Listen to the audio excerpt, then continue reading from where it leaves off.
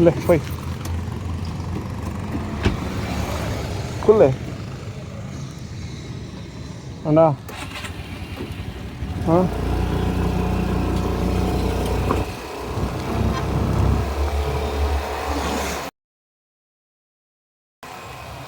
Hello guys, welcome back to my channel. This is AK Akash.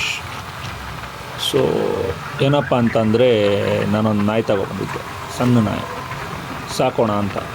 So ಆವಾಗ ನಮ್ಮ friends ಎಲ್ಲ ಹೇಳಿದ್ರು, ಬೇಡ ಮಗ ಅದು ಸಾಕೋ ನಾಯಿ ಎಲ್ಲ ಬೇಡ ಅಂತೆಲ್ಲ ಹೇಳಿದ್ರು. ಬಟ್ ನಾನು ಅವ್ರ ಮಾತು ಕೇಳಿದೆ, ತಗೊಬಂದೆ, ಕಟ್ಟಾಕಿ ಸಾಕೋಕ್ಕೆ ಸ್ಟಾರ್ಟ್ ಮಾಡಿದೆ. ಬೇಕಾಗಿರೋದೆಲ್ಲ ಕೊಟ್ಟೆ. ಬಟ್ ಕಟ್ಟಾಕಿರ್ಬೇಕಾದ್ರೇ ನನಗೆ ಬೊಗಳಕ್ಕೆ ಸ್ಟಾರ್ಟ್ ಮಾಡ್ತು. ನಾನು ಸಾಕಿರೋ ನಾಯಿ ನನಗೆ ಬೊಗಳಕ್ಕೆ ಸ್ಟಾರ್ಟ್ ಮಾಡ್ತು. ಸೊ ಹತ್ತಿರ ಹೋದರೆ ನನಗೆ ಕಚ್ಚಕ್ಕೆ ಬಂತು. ಸೊ ಸರಿ ಕಾಣಲ್ಲ ಅಂತ ಬಿಟ್ಬಿಟ್ಟೆ ನಾಯಿನ. ಅದಕ್ಕೆ ಫ್ರೀಡಮ್ ಇರಲಿ ಅಂತ ಬಿಟ್ಬಿಟ್ಟೆ. ಸೊ ಬಿಟ್ಟಾದಮೇಲೆ ಬಿಟ್ಟೋಯ್ತು.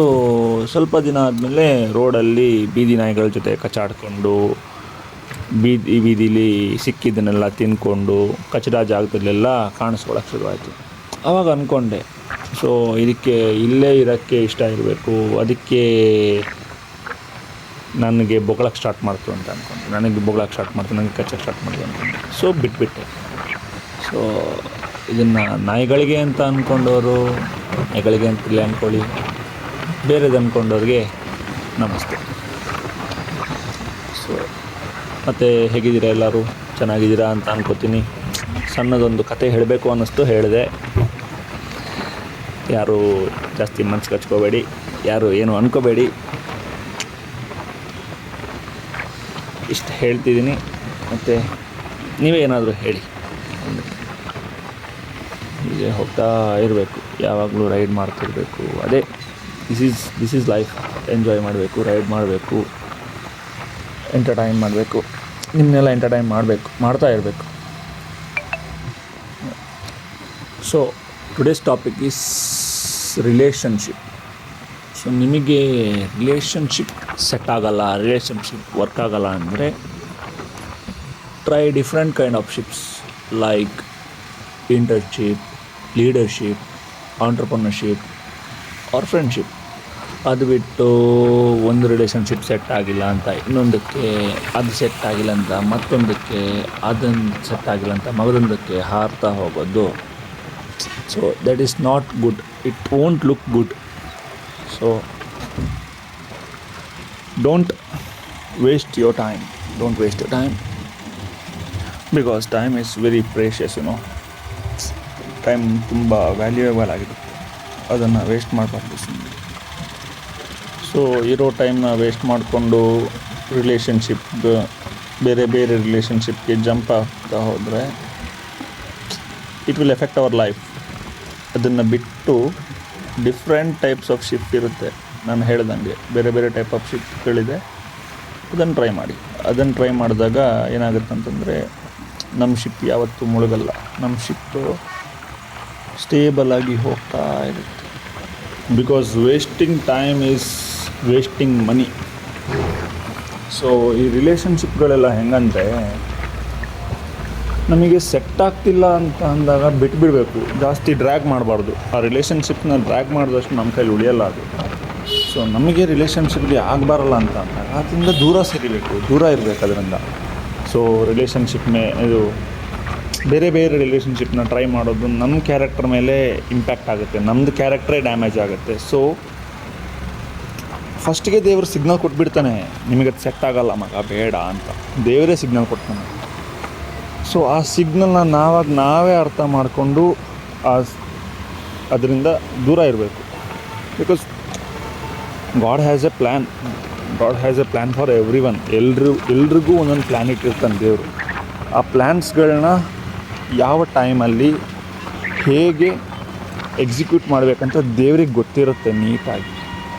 ಸೊ ಅದನ್ನು ಬಿಟ್ಟು ನಾವು ಬೇರೆ ವಿಚಾರದ ಮೇಲೆ ಫೋಕಸ್ ಮಾಡ್ತಾ ಕೂತ್ರೆ, ಅದೇ ವಿಚಾರದ ಮೇಲೆ ಫೋಕಸ್ ಮಾಡ್ತಾ ಕೂತ್ರೆ ನಾವು ನಮ್ಮ ಲೈಫ್ ಮೇಲೆ ಫೋಕಸ್ ಕಳ್ಕೊತೀವಿ. This is 100% true. ಸೊ ಈ ಶಿಪ್ಸ್ಗಳು ಸೆಟ್ ಆಗ್ತಿಲ್ಲ ಅಂತಂದರೆ, ರಿಲೇಷನ್ಶಿಪ್ಗಳು ಸೆಟ್ ಆಗ್ತಿಲ್ಲ ಅಂತಂದರೆ ಬಿಟ್ಬಿಡಿ. Don't drag, don't waste your time. So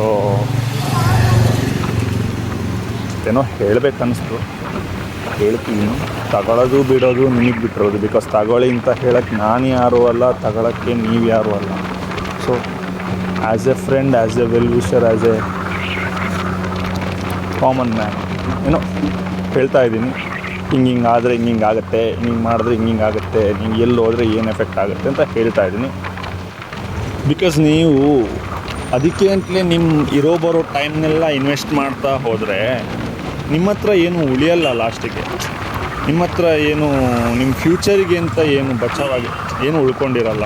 so ಹಾಗಿದ್ದಾಗ ಆ ರಿಲೇಷನ್ಶಿಪ್ ಸೆಟ್ ಆದರೂ ಕೂಡ ಕಡೆಗೆ ಬಿಟ್ಟೇ ಹೋಗ್ತಾರೆ. ನಿಮ್ಮ ಹತ್ರ ಏನು ಇರಲ್ವಲ್ಲ, ಅವ್ರು ಮತ್ತು ನಿಮ್ಮನ್ನು ಏನಕ್ಕೆ ಚೂಸ್ ಮಾಡಿ. So focus on your career.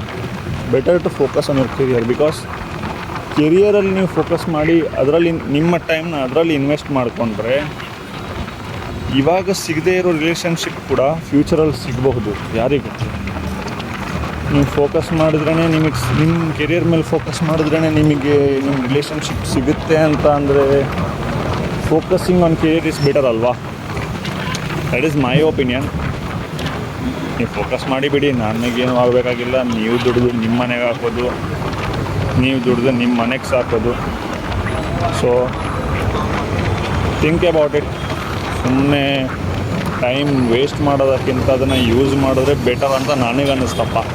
ಮತ್ತು ನನಗೆ ಗೊತ್ತಿಲ್ಲ, ನಾನೇನು ದೊಡ್ಡ ಮೇಧಾವಿ ಏನಲ್ಲ, ಬಟ್ ಮೆಚುರಿಟಿ ಇದೆ. ಆ ಮೆಚುರಿಟಿ ಇರೋದಕ್ಕೆ ಇದನ್ನು ಹೇಳ್ತಿರೋದು ಅಂತ ಅನ್ಸುತ್ತೆ. ಇದನ್ನು ತಗೊಂಡಿಲ್ಲ ಅಂತಂದರೆ ನನಗೇನು ಆಗಲ್ಲ, ನನಗೇನು ಪ್ರಾಬ್ಲಮ್ ಆಗಲ್ಲ. ಬಿಕಾಸ್ ಕೆಲವ್ರು ಅನ್ಕೋತಾರೆ, ಇವಾಗ ಬಂದು ಕಮೆಂಟಲ್ಲಿ ಹಾಕ್ತಾರೆ, ಸೊ ನೀನೇನಪ್ಪ,